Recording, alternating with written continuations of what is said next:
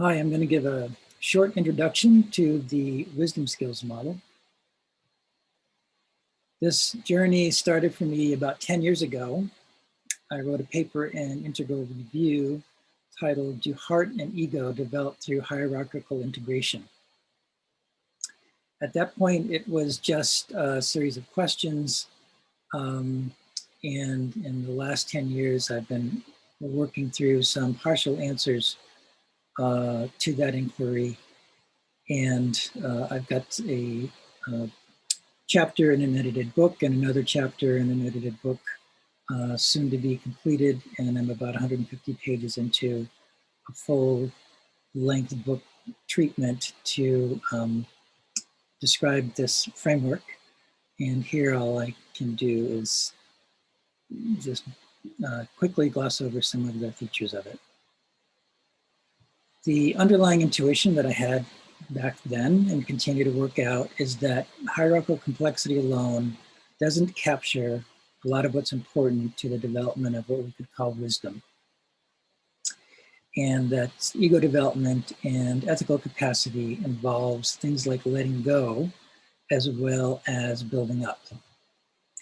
And that as a field, we have some very good theories about the building up side, and haven't done a great job of integrating those with the letting go side. We do have a lot of really great appreciation for things like shadow work and immunity to change.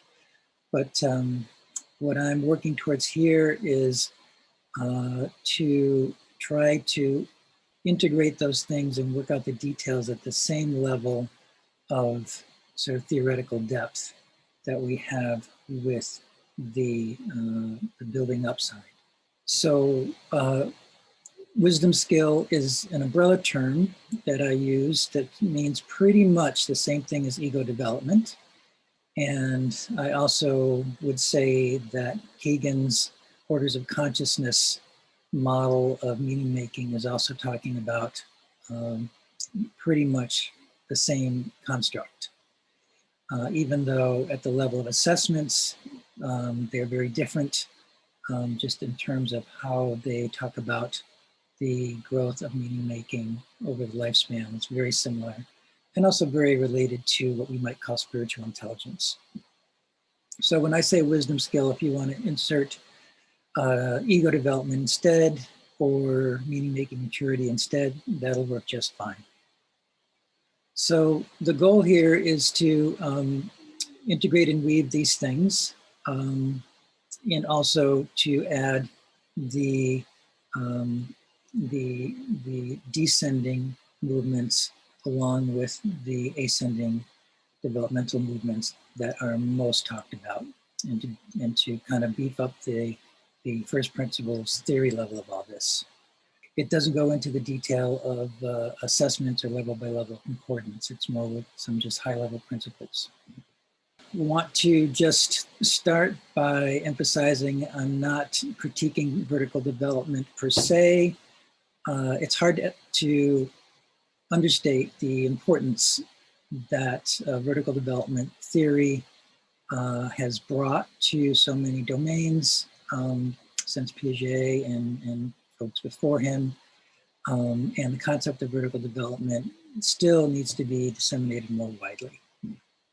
But many of us in this community share a kind of critique, concern about misuses of developmental theories, their fetishization of vertical growth in general, the growth to goodness fallacy that shows up in various forms, and just kind of the degree of enthusiasm or unrealistic expectations that people who are fond of vertical development might bring into their work.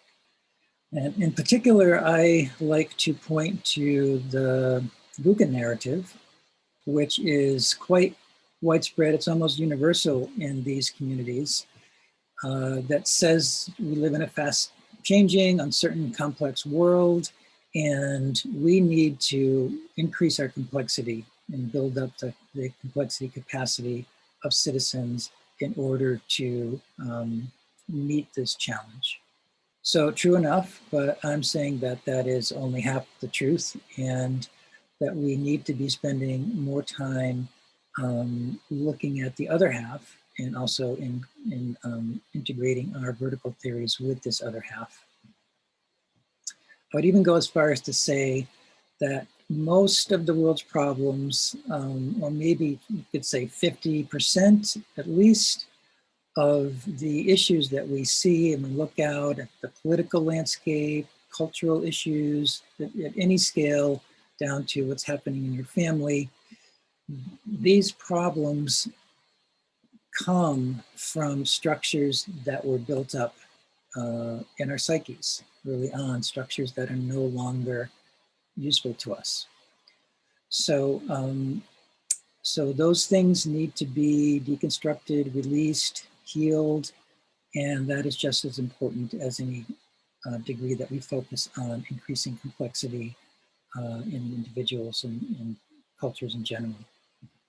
Trauma theory has grown a lot, really developed in the last couple of decades, and I think that's the best place to be looking right now for concepts and research for how to ground this side of the theory in a deeper theoretical sense. So I'm not an expert on trauma theory, but I am drawing on that as I flesh out this model. And the model also helps untangle some confusions and dilemmas in how we think about spiritual development. I'm not sure if I'll be able to get to that today, but there might be some questions.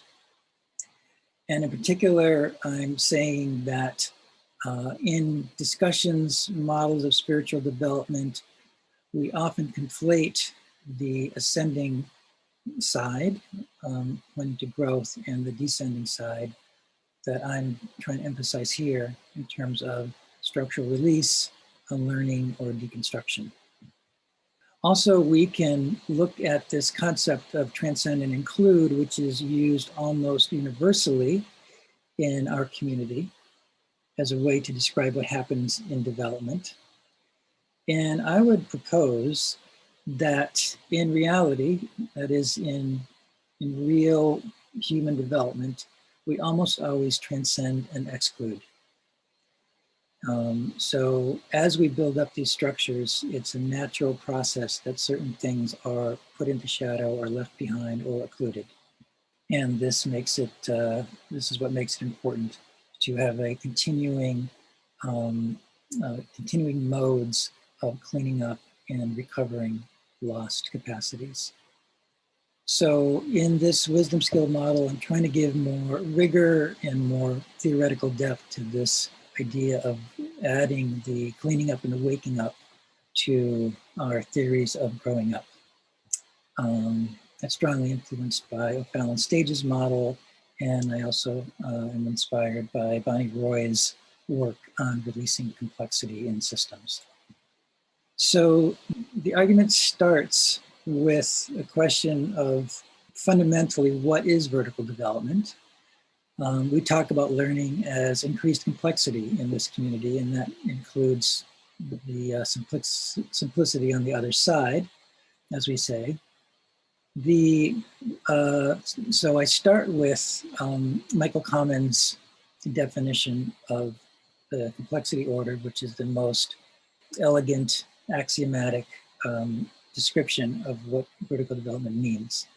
And it basically boils down to just saying that whenever a skill poses or coordinates or operates upon lower level skills, then we call that vertical development. I've done an analysis of a number of cognitive theories, including Commons and Fisher's and John Anderson's and the SOAR model from some decades ago, and proposing that if you look at all of them, you can boil down the sub-operations that they talk about in terms of these 5.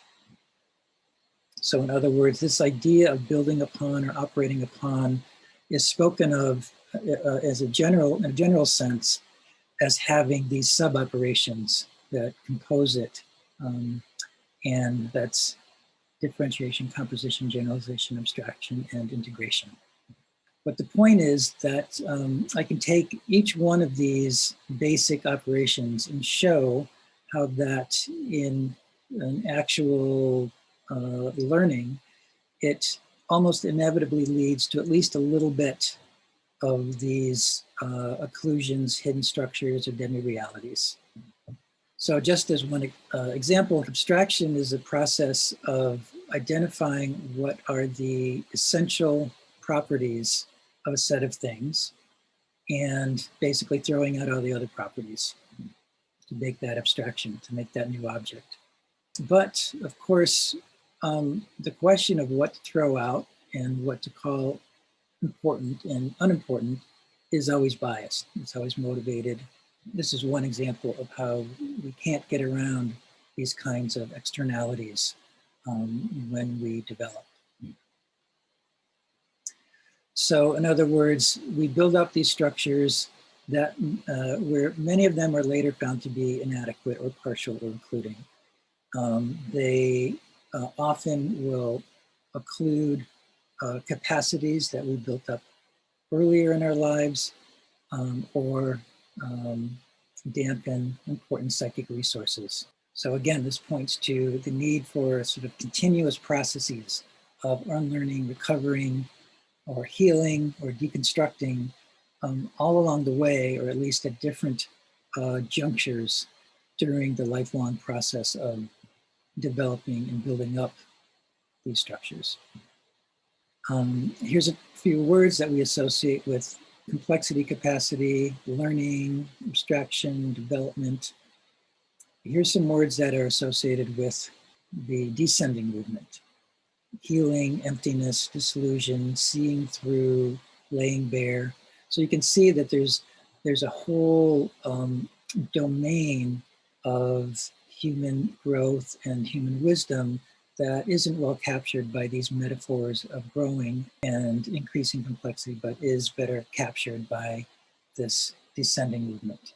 So this is a schematic, a sketch of the model, just saying that when we talk about wisdom or ego development, we have to give equal importance to these two ascending and the descending components, and also flesh out the relationship between the two. This is a very simple stratified model of the psyche.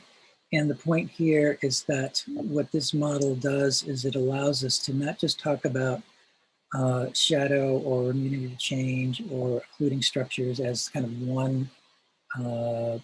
one big bag of things, but to start to identify which strata of the psyche these occlusions are occurring at. And I'm proposing that contemplative practice mostly targets the perceptual mind, psychotherapy, the social mind, and what we call philosophy, the rational mind. And so we start to think of both the ascending movement and the descending movements in terms of these strata. So we can bring the knowledge of the developmental fields into the trauma fields and vice versa. So yeah, so basically it's a model that appreciates horizontal development and vertical development, but also depth. And it's saying that wisdom is kind of a combination of height and depth. And that actually height and depth are related to each other. And I can get into that more later. But basically that's all the time I have. These are some questions that this model can help shed some light on. It might be things that we can talk about in the Q&A. All right, thank you.